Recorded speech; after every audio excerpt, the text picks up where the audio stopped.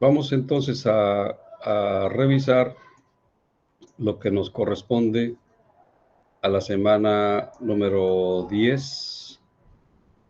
Sí, recuerden que esta semana, la 10 y la 11, tanto como la previa, la número 9, se tratan en el capítulo 4 del libro.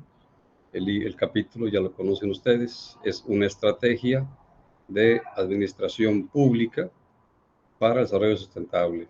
Y en esta semana los temas son las políticas de ajuste económico del Banco Mundial en el contexto que en ese entonces comenzaba de desarrollo sustentable. Ahorita vamos a ver el tiempo en el que esto ocurrió. Y el siguiente subtema es la globalización y la gestión pública. Pregunto, ¿sí están viendo, verdad? En sus pantallas. Sí, se ve. Excelente. Entonces, sí, maestro, sí se ve. Gracias, señora Vale. Y la actividad va a ser resolver un cuestionario en SCORM.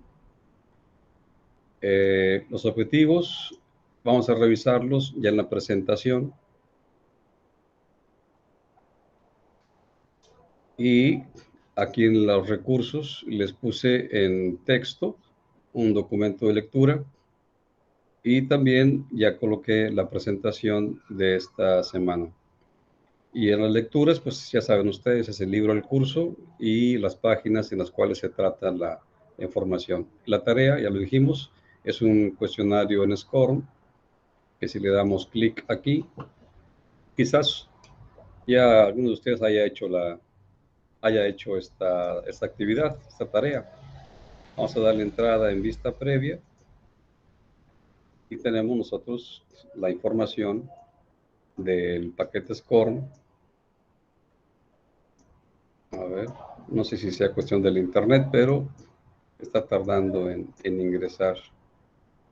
¿Ya han entrado ustedes a esta presentación del paquete SCORM en sus aulas? ¿O aún no ingresan a esta actividad? No, aún no ingreso yo. Aún nadie ha entrado. Para tener una idea de si está fallando el internet o si o hay alguna falla en la carga del paquete SCORM. Estoy en el grupo R, voy a mover al grupo F. Vamos a ver qué pasa en el grupo F. Aquí. Maestro, yo entré a Maestro, la yo soy del actividad del día grupo de D ayer. y pude entrar sin ningún problema hace rato. Entonces, como les comentaba, gracias, como les comentaba, es el internet que me está tardando mucho. Sí, miren, aquí está. ¿Dijeron grupo E o grupo D? Alguien me dijo ahorita grupo Yo soy del D. grupo D y sí pude entrar sin problema. Excelente. Entonces, vamos a darle clic a este grupo D y vamos a ver si hace lo mismo. Seguramente que sí, porque es el internet el que está haciendo lenta la actividad. Vamos a ver, entonces. Sí, es el internet que estoy teniendo ahorita problemas de comunicación, de transmisión de datos. Bueno, entonces lo que importa es que ustedes ya saben que el paquete SCORM está cargado aquí y nosotros siempre revisamos esa información del paquete SCORM, la revisamos en clase, lo mismo que les coloco en el aula la información de la presentación que revisamos aquí. Aquí está la presentación. No obstante que no podemos ahorita revisar directamente el paquete SCORM, pero vamos a la presentación. Ahí sí tenemos toda la información a la mano. Entonces, aquí está. Vamos a comenzar desde aquí. Nuestro tema. Ya lo comentábamos, es el tema y los subtemas que se van a revisar. ¿Alguien Bueno, antes que nada, preguntarles, decirles que los objetivos de la actividad es que ustedes conozcan el contexto histórico, ¿sí?, de ciertas políticas de ajuste económico creadas por el Banco Mundial. ¿A alguien le suena esto de Banco Mundial? ¿Le suena conocido?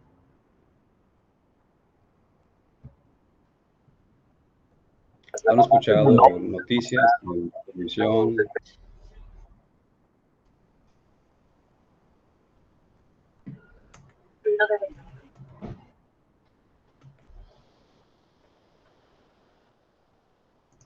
¿No? ¿No le suena conocido? ¿Banco Mundial? No, a mí no. No lo he escuchado. No. Ok. Bueno, ok, para tener referencia. Les decía que en las políticas de ajuste económico son del Banco Mundial. Es una institución, lógicamente, pues internacional, creada por la ONU para apoyar los proyectos de desarrollo sustentable en el mundo. Y también se creó otro que es el Fondo Monetario Internacional. Aunque más en concreto, nuestro tema implica al Banco Mundial. Lo que es un contexto general para apoyar, sí, aquí lo comentamos, el desarrollo sustentable en los países que se consideran emergentes, economías emergentes. Son países que están en desarrollo, quizás antes fueron subdesarrollados, ahora ya están en desarrollo, y se les considera economías emergentes. Hay que considerar que la terminología, los conceptos que se van surgiendo en el tiempo, pues son cambiantes. Hay, vamos a decirlo, innovación en los conceptos y usan términos novedosos para la época. Entonces, un país emergente es un país cuya economía empieza a ser visualizada en el contexto internacional porque es apoyada, ¿sí? Es apoyada con créditos. Pero la historia nos ha mostrado que esa emergencia económica de un país ha sido fundamentalmente para aprovechar justamente los recursos que en ese país se tienen. Es decir, con créditos, con transferencias financieras, se logra entrar a esa economía, se logra captar muchos recursos naturales y se transfiere un financiamiento que a la postre ha llegado a ser carga fiscal para el país, para su nación, para los habitantes. Entonces, son cuestiones que vamos a revisar. Ahora, el siguiente objetivo es que identifiquen ustedes a un proceso que deben de conocer un poco más, que es el de globalización. Y esta globalización ha sido un factor que directamente ha impactado en los gobiernos y desde luego en la administración pública de cada gobierno. Y lo mismo impacta en el proceso de gestión pública en ese gobierno, en esos gobiernos de países emergentes. Y claro, todo esto de la globalización pues implica cambios a nivel internacional, a nivel nacional también, en este proceso en el que cada país está en transición hacia lo que se considera sustentabilidad. Recuerden que a partir de la cumbre de Estocolmo se inició un proceso de tendencia hacia la sustentabilidad reafirmada preferentemente o principalmente en la siguiente cumbre del 92 de Río de Janeiro. Entonces, hay una coincidencia entre esa cumbre del 92 y la creación del Banco Mundial. Porque esto de globalización tenía tiempo previo que se estaba generando en el mundo. Prácticamente después de la Segunda Guerra Mundial empezó ese proceso de globalización, pero más fuertemente se hizo cuando las cuestiones de técnicas de satelitales a Internet se hicieron mucho más útiles para la transferencia de recursos, inclusive lo que se llama el financierismo, que es la parte central, medular, de la transferencia de fondos de un banco mundial o un fondo monetario internacional hacia un país concreto. Entonces, esos son los objetivos, ¿sí? Y los subtemas, como ya comentábamos, eran dos. Era la política de ajuste económico del Banco Mundial en este contexto de la sustentabilidad y la globalización y su impacto en la administración y gestión pública. Aquí en esta imagen ustedes pueden ver cómo hay ciertas marcas de empresas que se consideran pues transnacionales y que son globalistas porque las encuentran prácticamente en todos los países del mundo, ¿sí? Ya ni se diga Coca-Cola,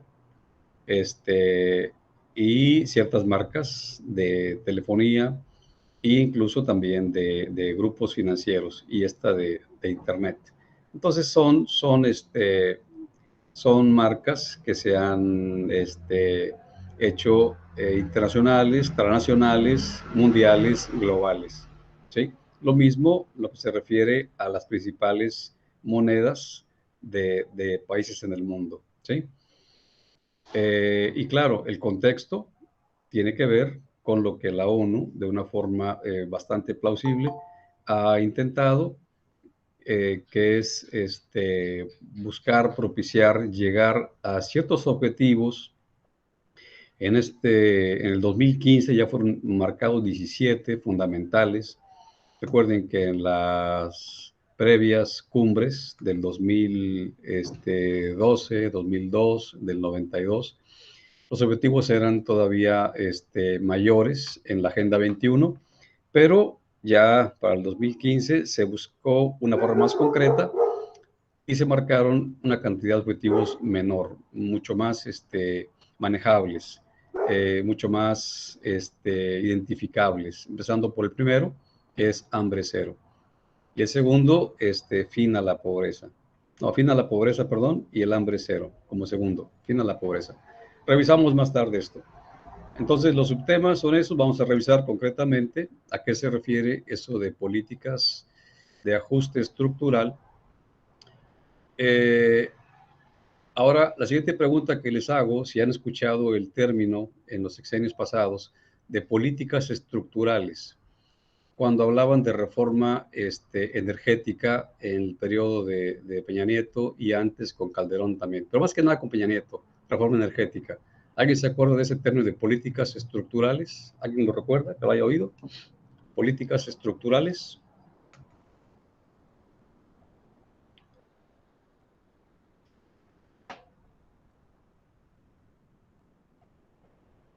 No, ¿verdad? Bueno, entonces,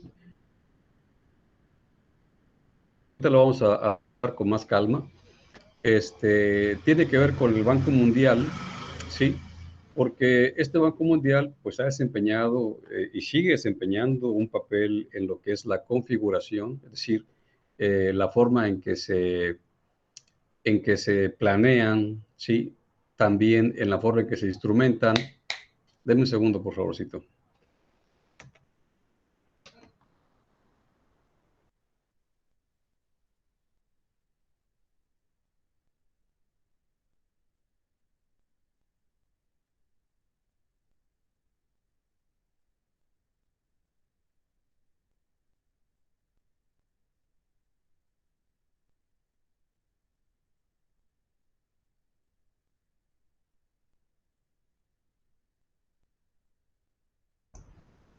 Bien, ya regresé, una falla aquí interna. Bueno, decíamos, la pregunta estaba hecha referente a las políticas estructurales y decíamos que el Banco Mundial ha configurado políticas, ha instrumentado las políticas y ha coordinado un programa que se llama de ajuste económico en los países que ya comentábamos como emergentes.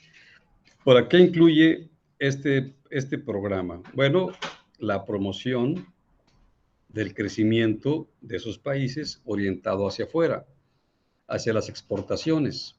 En México se vino una elevada incorporación de empresas extranjeras y aquí se hacía mucha maquila y se mandaba hacia el extranjero, Estados Unidos, todas esas mercancías que se generan. Inclusive sigue siendo realidad esto actualmente y lo mismo en la fabricación de automóviles.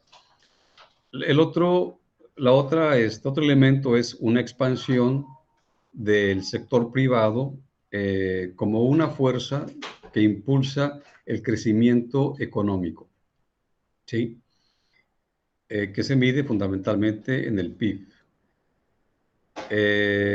Y en años anteriores a este programa, los gobiernos, en el caso nuestro, en nuestro país, el sector público tenía más fuerza que el sector privado, o estaba más o menos correlativa a las fuerzas en impulsar el crecimiento. Inclusive hubo tiempos en el cual las principales empresas en el país, como sería Pemex y la CFE, eran públicas y tenían mucho más fuerza para impulsar el crecimiento en el país que el sector privado.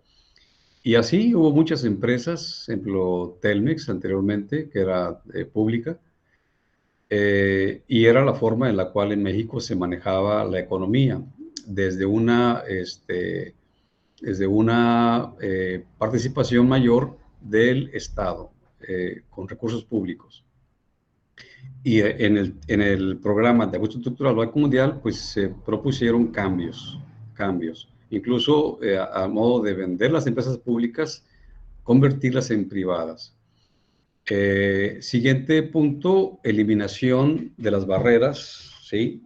Incluso que son constitucionales, a la entrada del capital internacional. Es decir, el Banco Mundial, para poder dar créditos en aras en favor del desarrollo sustentable, ¿sí? O desarrollo de los países emergentes y sustentabilidad en su economía, buscaron que se eliminaran las barreras comerciales, las barreras constitucionales, para que pudiera haber entrada de capital internacional o extranjero, en este caso en México.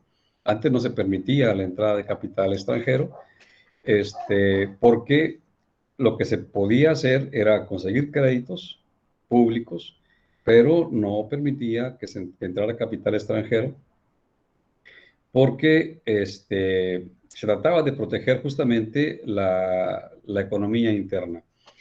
El siguiente punto es que el Banco Mundial planteaba que se disminuyera justamente el papel económico del Estado, es decir, que el Estado ya no tuviera que invertir en programas sociales. Bueno, eso fue después. Primero, no tuviera que invertir en mantener las empresas públicas, ¿sí?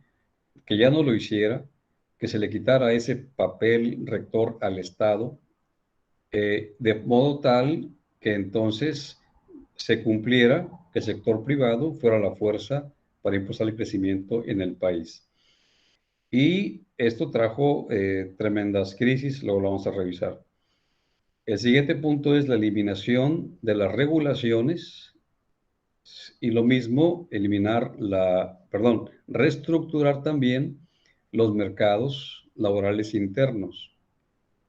Esto, en nuestro tiempo actual, significa haber perdido muchos de los logros sindicales en los años 70 y hasta los 80, 60, 70, 80.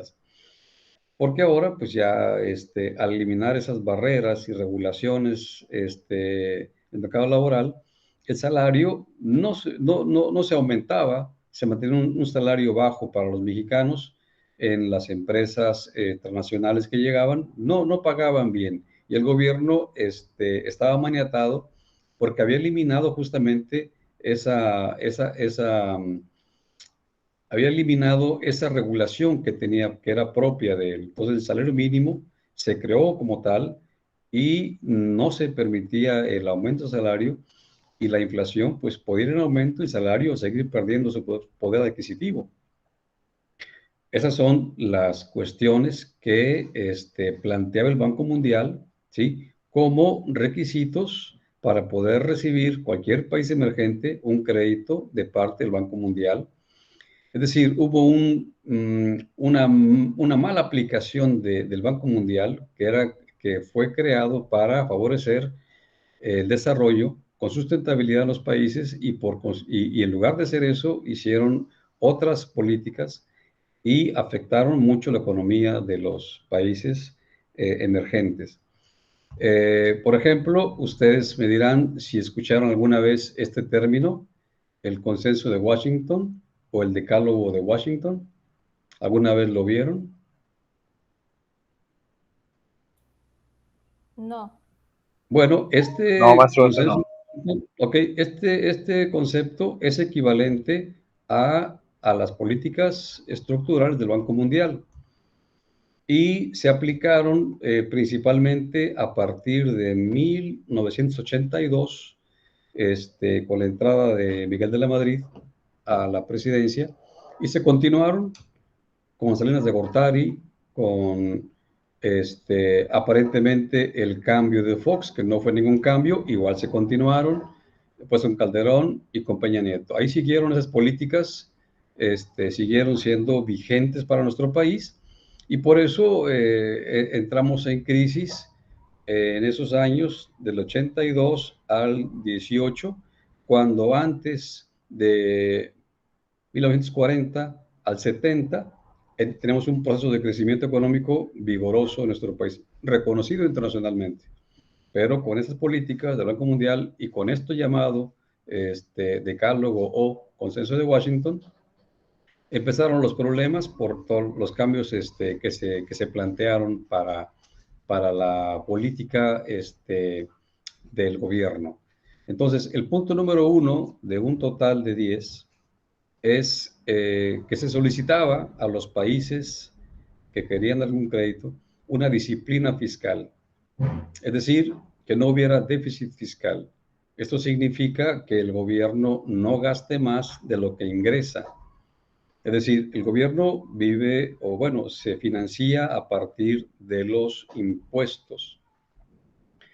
Lo que ingresa como impuestos se puede gastar en programas de gobierno y en programas sociales y en mantener el gobierno mismo. Entonces, el déficit inicia cuando se gasta más de lo que se ingresa. Es decir, se hace más grande el aparato gubernamental, más costoso de mantener, con más gasto, pero no gasto público, sino gasto de gobierno. Por eso se habla de gobiernos ricos con países pobres. Entonces, los presupuestos se pretendía que fueran balanceados, porque antes de entrar esta política, en el sexenio previo al de la Madrid, fue el sexenio de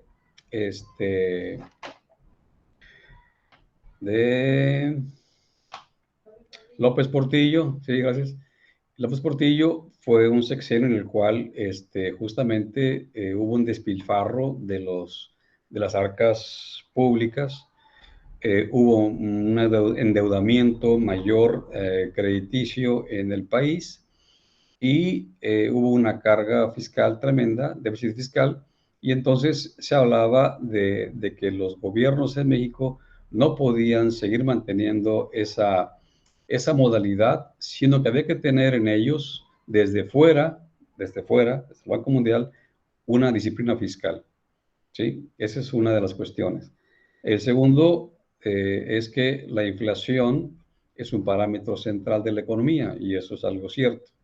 Entonces, para los que impulsaban este consenso de Washington, las políticas de ajuste y las políticas de reforma estructural, ¿sí?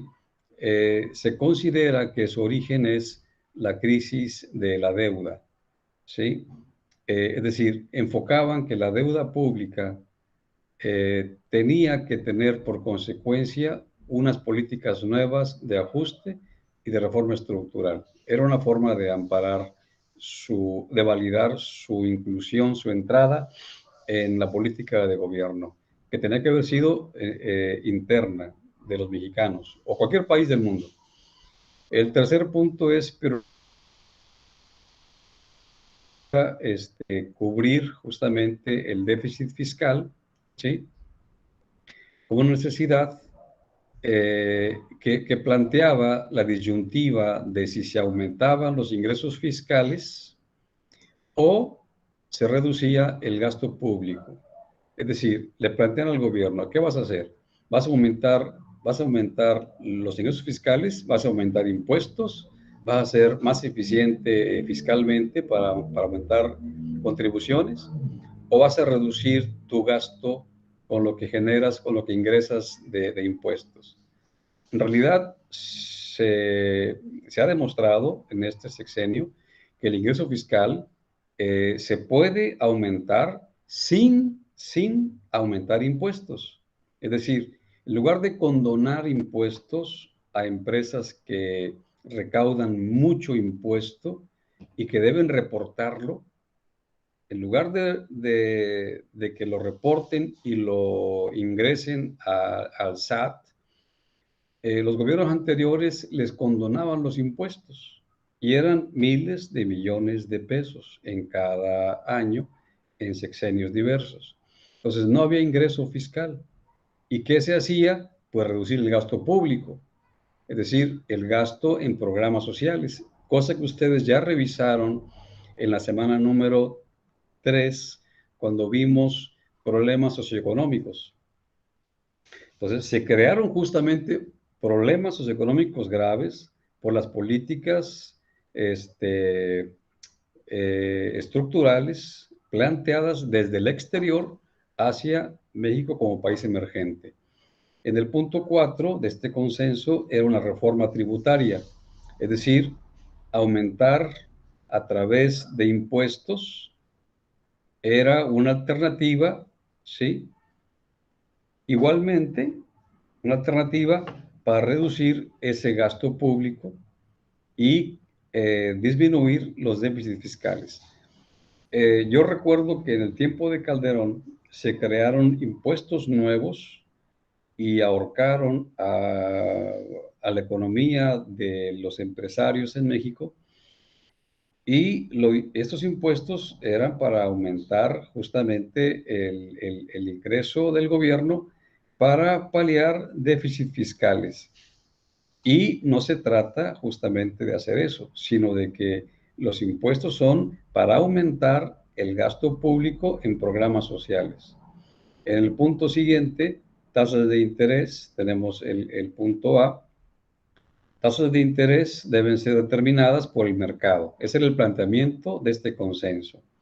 Es decir, la competencia entre bancos tendría que marcar la tasa de interés.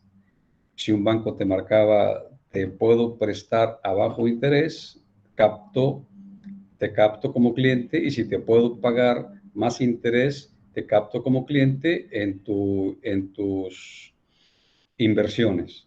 El segundo punto, el B, era la necesidad de tasas de interés que fueran realmente positivas para incentivar el ahorro y desalentar lo que se llamó en su tiempo fuga de capitales.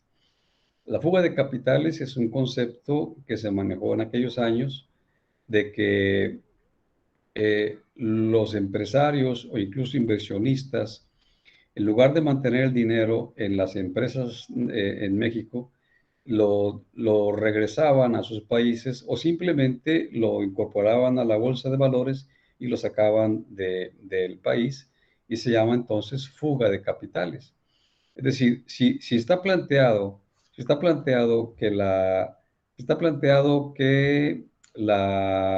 el sector privado impulsara el crecimiento, pero en lugar de hacerlo se fugaban los capitales, pues entonces lo que pasaba era que ya no había inversión y que ya no había empresas que mantuvieran el empleo. Entonces son cuestiones que tuvieron que ver con tasas de interés. Entonces, si en México, por ejemplo, los bancos pagaban altas tasas de interés, tenían que igualmente tener altas tasas de rendimiento para quienes trajeran capitales. Entonces, una alta tasa de rendimiento en los capitales significaba una alta tasa de interés en los que tuvieran que recibir un crédito. Igualmente, los créditos tarjeta que se hicieron muy populares.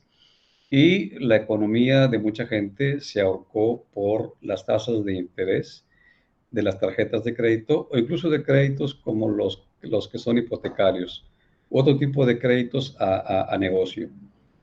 Entonces, el punto 6, referente al tipo de cambio, tiene que ver en que el tipo de cambio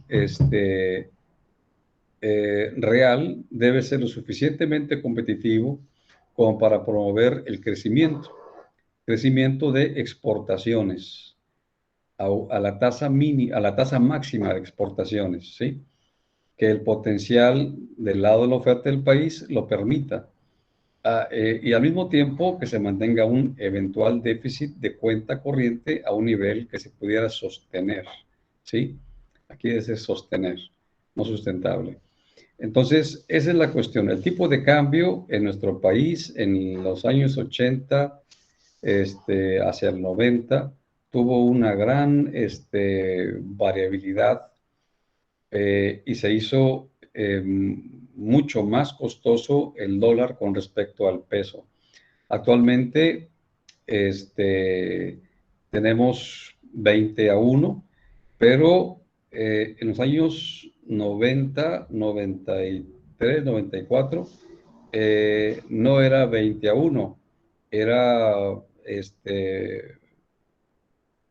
era 3000-1, 3000-1, pero en ese sexenio el presidente en turno, Salinas de Gortari, le quitó 3 ceros al peso, a esa paridad tipo de cambio, y dejó como 3 pesos contra dólar. Parecía ser la gran cosa, imagínense pagar 3 pesos contra un dólar. Pero enseguida que cambió su gobierno, que entró el de Cedillo, Ponce de León, se vino abajo la economía y empezó a aumentar el precio del dólar de 3 a 6, a 9, a 12, a 15, y así fue subiendo, pero pónganle ustedes los 3 ceros que le quitaron. Si hablábamos de 18,000 pesos por un dólar. Bueno, continuando con la revisión, el punto 7 sería política comercial. Que se liberalizaran las exportaciones constituye un elemento esencial de una política económica orientada hacia el sector externo, es decir, hacia afuera. Así que liberalizar importaciones implicaba igualmente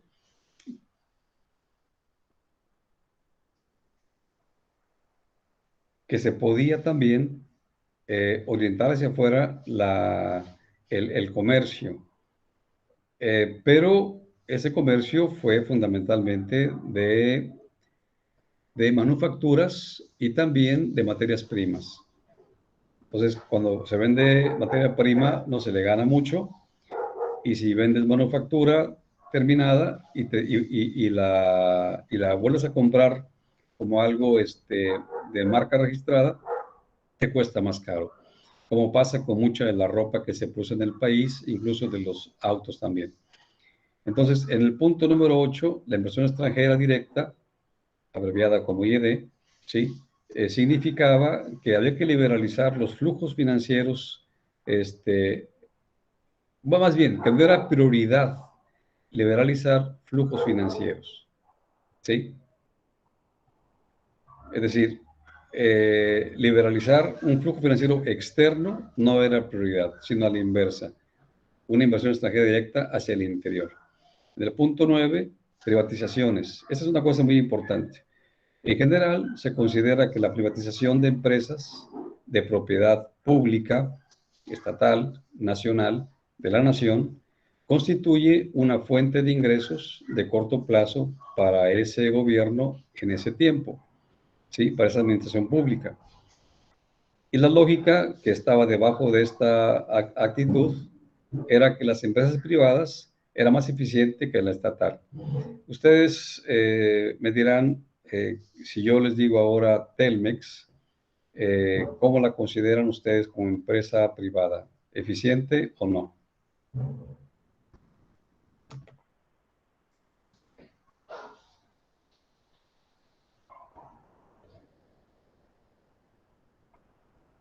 Eficiente, ok, Daniel, gracias. Bueno, en el tiempo en el que se vendió Telmex, dejando de ser una empresa de la nación, se decía que Telmex era ineficiente, que no tenía progreso, que estaba costando mucho, y entonces se vendió. Se vendió a un precio muy bajo a Carlos Slim, y después de eso, lógicamente, hubo cambios tecnológicos, y entonces Telmex empezó a tener mayores precios al público, empezaron a cobrar por todo. En aquellos años, por ejemplo, el teléfono tenía una cierta renta, pues la renta implicaba que tú lo usabas cuanto quisieras a nivel local. Ya para llamar a otra ciudad del país ya te generaba un costo. Pero a partir de que Telmex se privatizó, ya empezaron a cobrar las llamadas todas.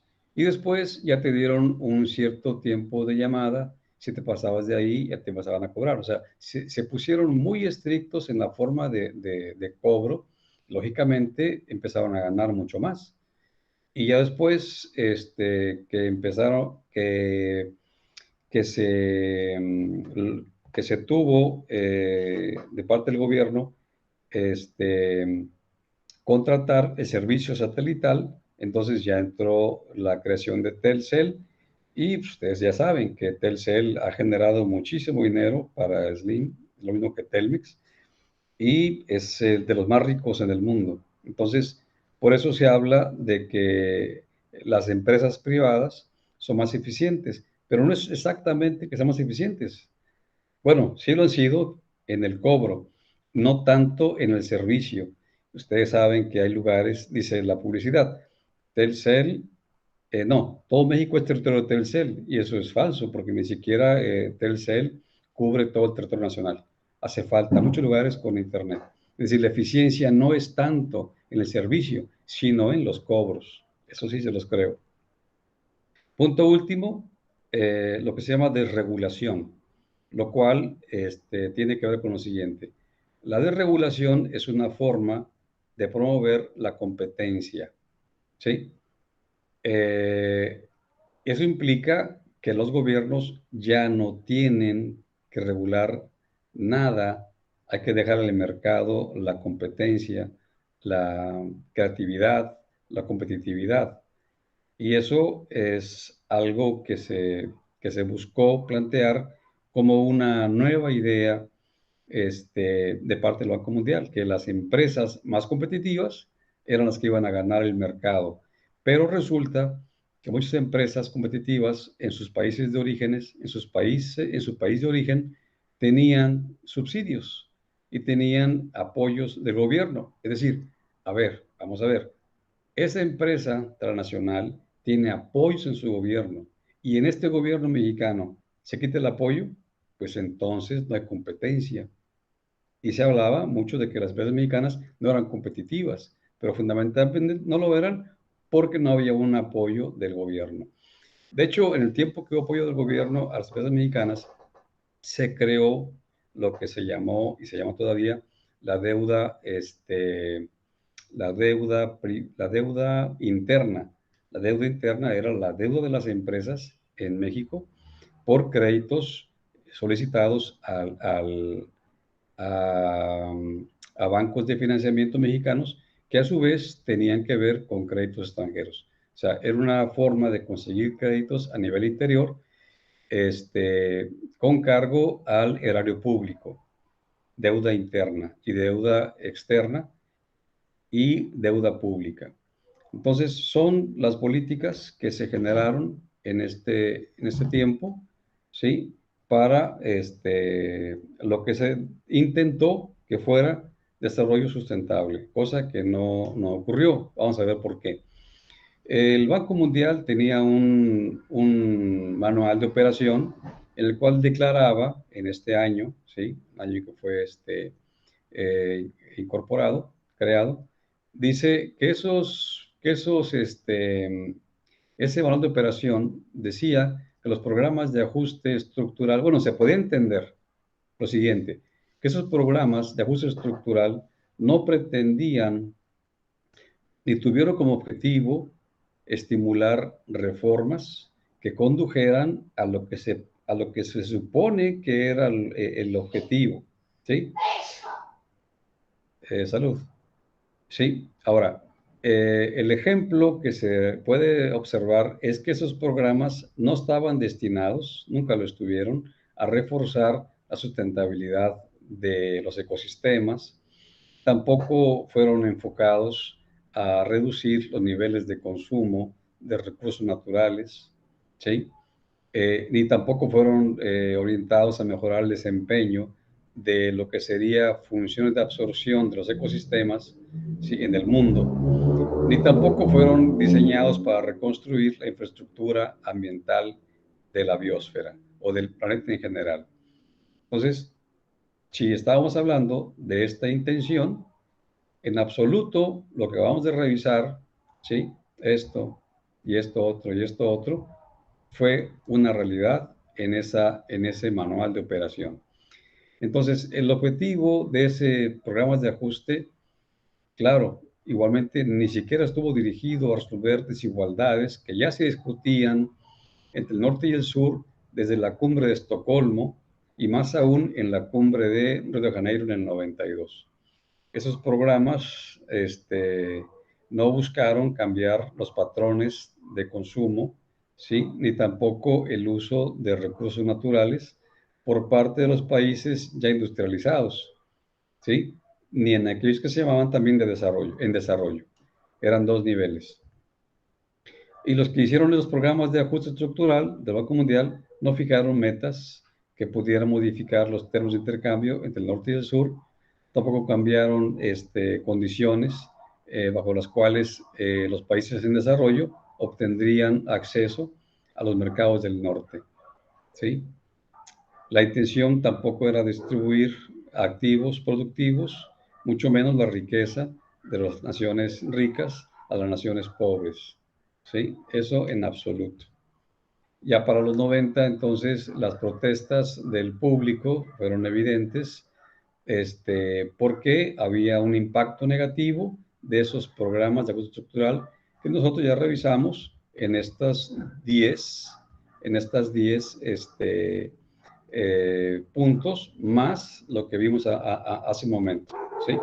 Entonces, se generaron muchas inconformidades en los países, sobre todo, los sectores más vulnerables de las sociedades sometidas a ajuste, ¿sí? Esas protestas pues no iban a desaparecer, puesto que era una cuestión que se vivía día a día.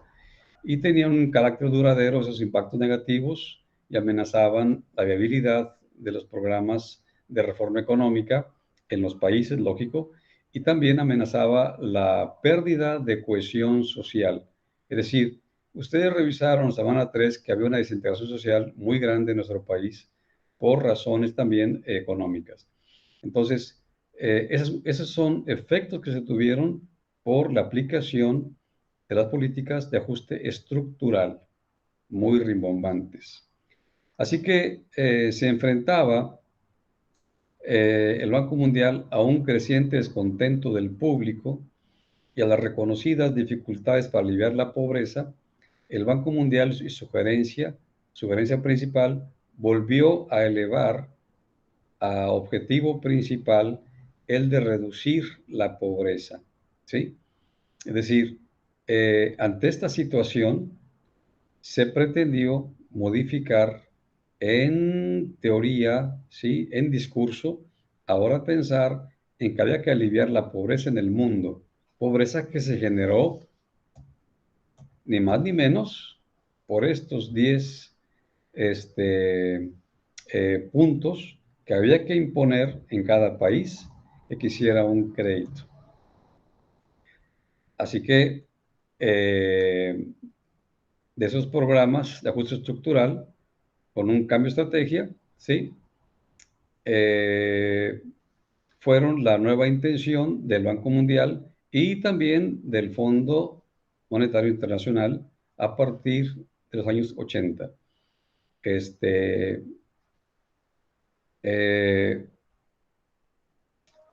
Y bueno, comentaron lo siguiente, este cambio de nombre de la acción del Banco Mundial y sus políticas, pues no significó un cambio realmente en las políticas respecto a los países endeudados.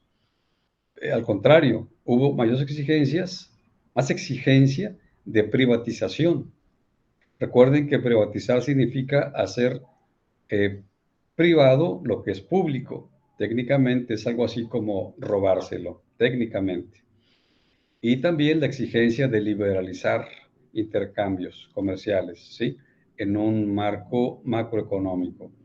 Así que el Banco Mundial y el Fondo Monetario Internacional endurecieron todavía más las condicionalidades que imponían para otorgar créditos. Además de que ya se había creado para el 95 una nueva organización que se llamó Mundial del Comercio. Esta Organización Mundial del Comercio es la que marca la pauta de las políticas justamente para intercambios comerciales entre países, tratados de libre comercio. Ahora, por otro lado, se buscaba que la gente pudiera participar, ahora considerándola como sociedad civil, ¿sí? Pero pues esto no se logró totalmente en ese tiempo. Básicamente, eran protestas públicas, no tanto organizadas, sino públicas. Esto ya fue una modalidad que se creó para acallar conciencias y para darle dinero a estos organismos y decir que estaban haciendo algo por la gente, cuando en realidad nada más estaban dándole dinero a organismos nuevos que sirvieron fundamentalmente para corromper y no llegar, y continuar con lo mismo,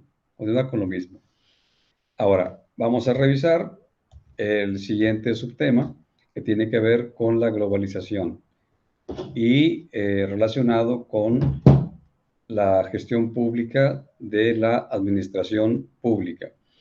Entonces, hay una conclusión referente a lo que la globalización significa. Globalización es un proceso, ¿sí?, mediante el cual los mercados, la tecnología y las comunicaciones adquieren características globales, en contraposición a características locales o nacionales. Es decir, una economía globalizada es una economía que se incorpora a un mercado internacional y requiere de tecnología, ¿sí?, satelital e Internet, lo mismo que comunicaciones satelitales. Entonces, esta forma de que un país se incorpore a un mercado mundial es justamente lo que implica la globalización. Entonces, la pregunta, ¿qué quiere decir globalización? Bueno, pues en el caso de los mercados, ¿sí?, las características que adquieren es que son globales. ¿Esto qué significa? Bueno, pues que son estructuras más profundas, más especializadas en la producción y son más amplias, de mayor amplitud, tienen más número de participantes dentro del mercado. Eso significará la globalización en un país, en su comercio y en las empresas. Ahora, en cuanto a tecnología, la característica global radica en la rapidez con que se logran avances y sobre todo la rapidez en que se difunden las comunicaciones. Aquí aparece en esta imagen cómo fácilmente y en tiempo real se puede tener comunicación entre países. Así que las comunicaciones globales son resultado de una revolución de la información, en el que los costos, digamos, de quitar barreras por la distancia, han seguido una fuerte tendencia a la baja.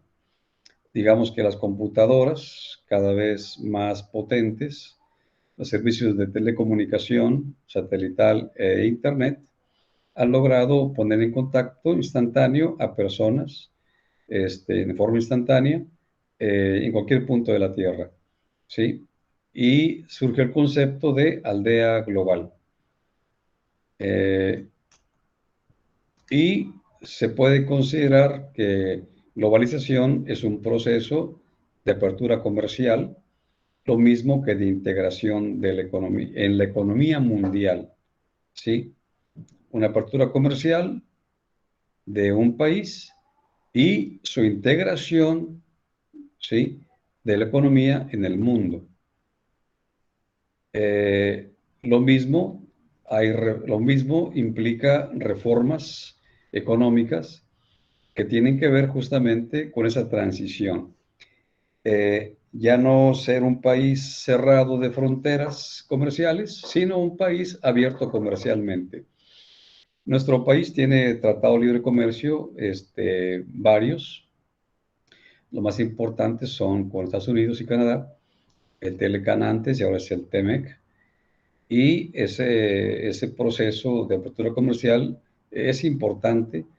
Hace muchos años, en los 70 para atrás, se decía incluso en comerciales de gobierno, da la espalda al contrabando. Es decir, no compres mercancías del extranjero. Aunque lleguen a tu casa a vendértelas, no las compres, porque eran mercancías que se supone que no pagaban impuestos porque había una, una entrada ilegal, porque las mercancías extranjeras para entrar al país pagaban aranceles y se hacían entonces pues, más caras.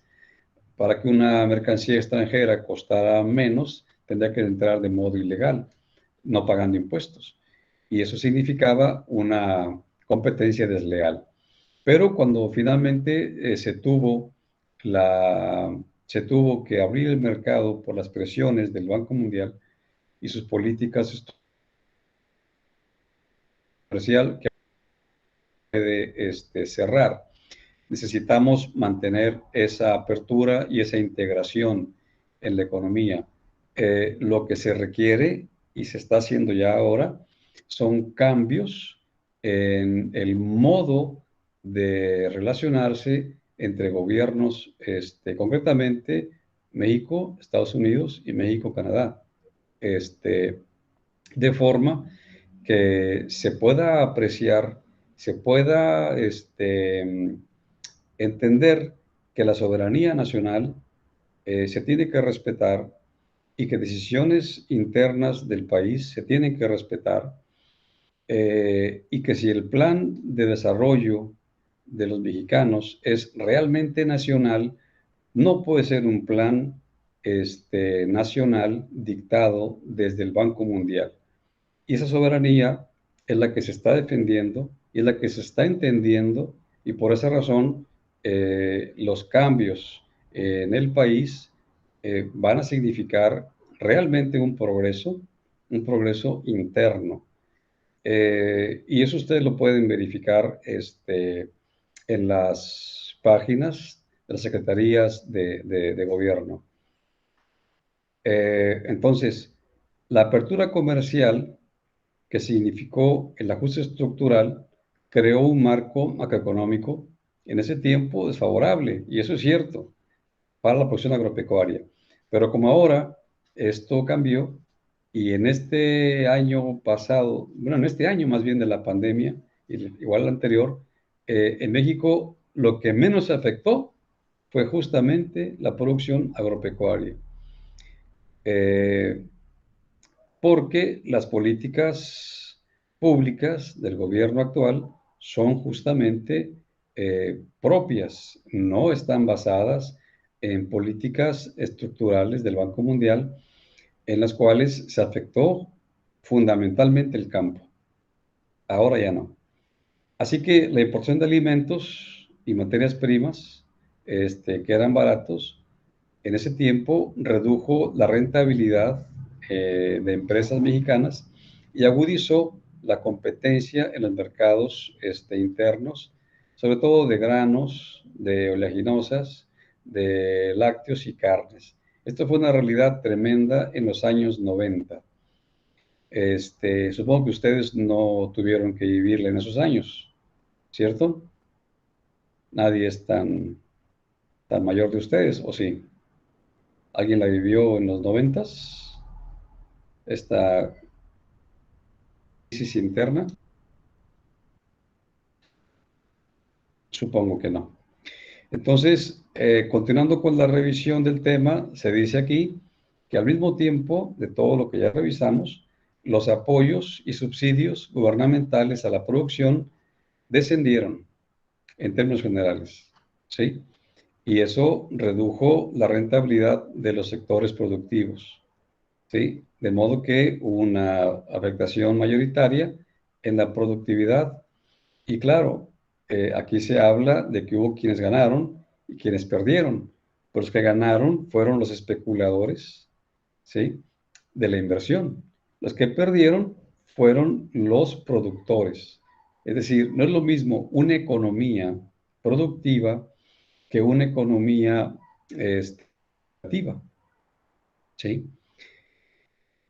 Bueno, entonces, en lo que se refiere, por ejemplo, en los que se revisa la globalización, tenemos que hay un cierto consenso sobre la idea de que la actividad económica en proceso de globalización, ¿sí? Así se ha mantenido, pero cuando se requiere definir lo que significa y el impacto que tiene, hay una cierta discusión. ¿Será buena la globalización o será mala? ¿Sí? Hay un video más adelante que ustedes van a revisar en el paquete SCORM. Ahora, tenemos también que hay mencionadas aquí justamente los foros en donde se discute esto de la globalización. Y es, por ejemplo, la OCDE, Organización para la Cooperación y Desarrollo Económico, la Organización Mundial de Comercio, la OMC, y la Comisión para el Desarrollo Sustentable de las Naciones Unidas, la CDS.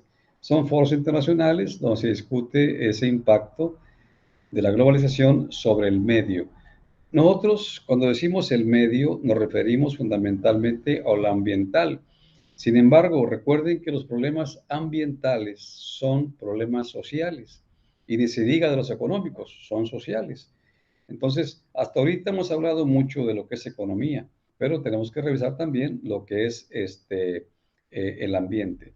Entonces, voy a avanzar un poco en las diapositivas porque el tiempo se nos ha terminado, pero quiero mostrarles justamente lo que les decía acerca de el medio. Aquí está. Algunas hipótesis sobre la relación entre globalización y medio, es decir, el tema ambiental, concretamente, ¿sí?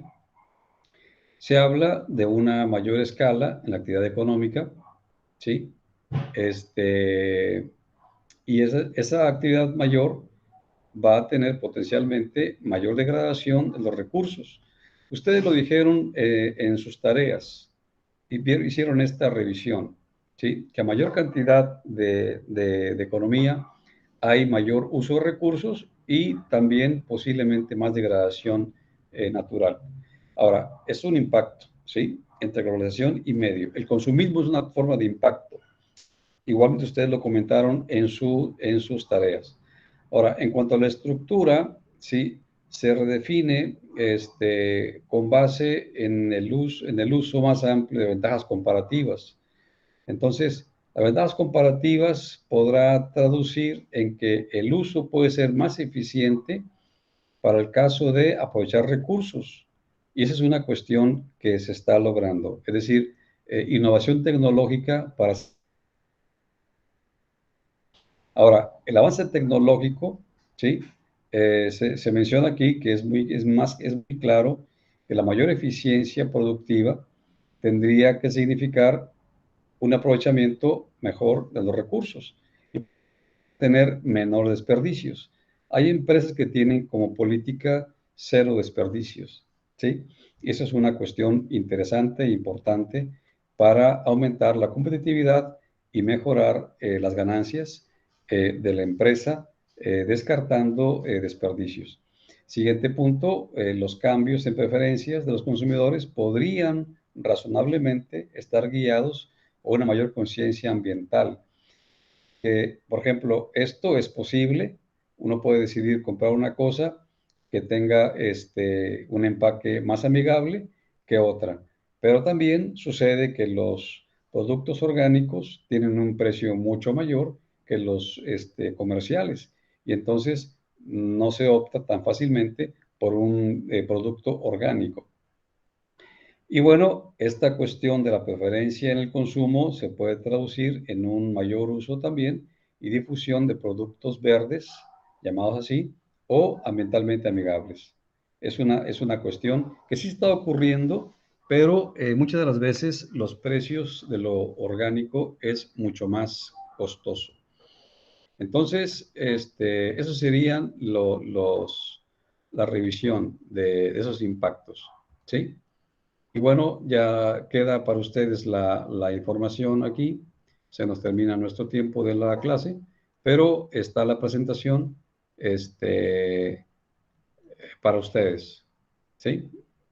Aquí terminaría, en este punto terminaría nuestra revisión. Lo vamos a revisar. Por último, el problema de las externalidades económicas en la contaminación internacional del orden globalizado replantea la forma en que pueden establecerse mecanismos de control para la política ambiental de un Estado. Hay una situación aquí, por ejemplo, países que tienen colindancia, puede suceder que la contaminación de un país pase a otro, y en ese sentido, igualmente existe lo que se llama un comercio de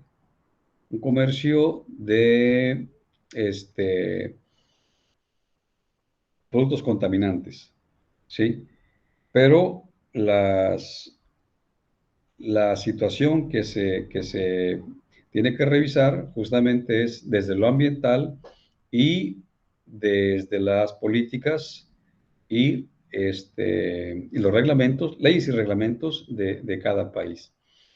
En el caso, por ejemplo, de México, con Estados Unidos, hay acuerdos bilaterales que están diseñados para reducir niveles de contaminación en la franja fronteriza. Eso lo revisamos en la semana número 9, recuerdo. Así que en este contexto, en el caso de lo ambiental, globalización significaría un complejo proceso caracterizado por la expansión mundial de actividades económicas, industriales, políticas, de comunicación internacional, lo mismo una intensificación de interacción entre los gobiernos y sociedades que configuran una estructura internacional. Lo principal es reconocer las diferencias y responsabilidades para atender problemas ambientales de carácter transfronterizo e incluso mundial. Bien, entonces hasta aquí terminaríamos la revisión del tema y queda para ustedes la publicación del mismo en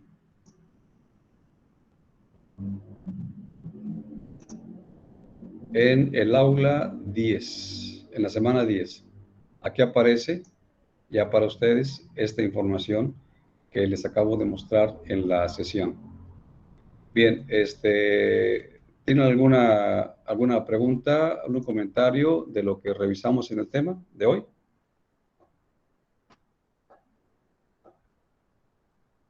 ¿Quedaron cansados de tanta plática?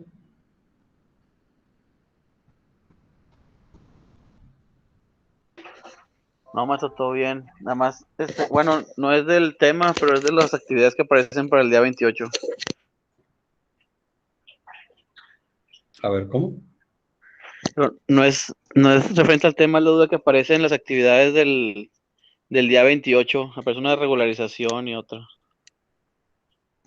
Bueno, es que el capítulo es el mismo, pero son 6 subtemas.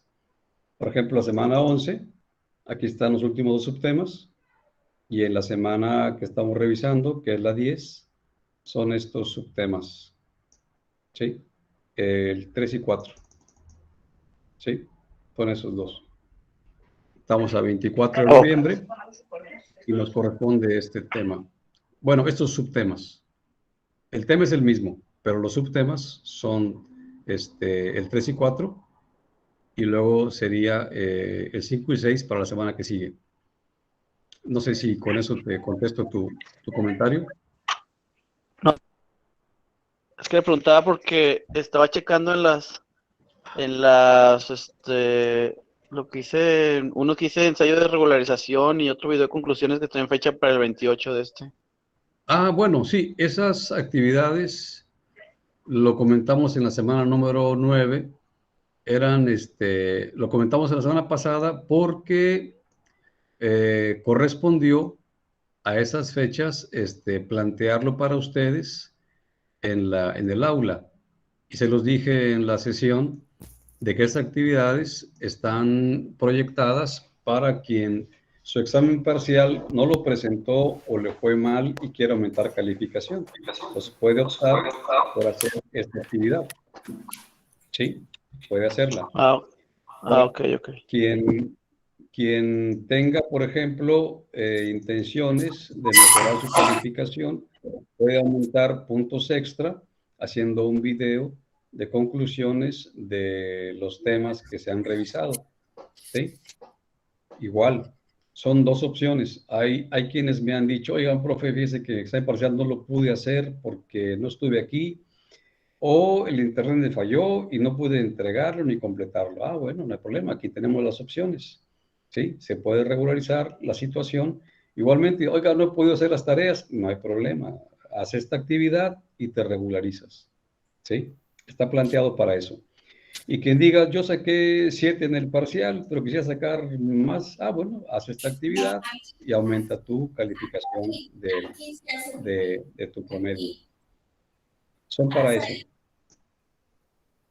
Quien ha Está estado bien. cumpliendo con todo, pues no tiene problema. Quien quiera un punto extra, pues igual lo puede hacer.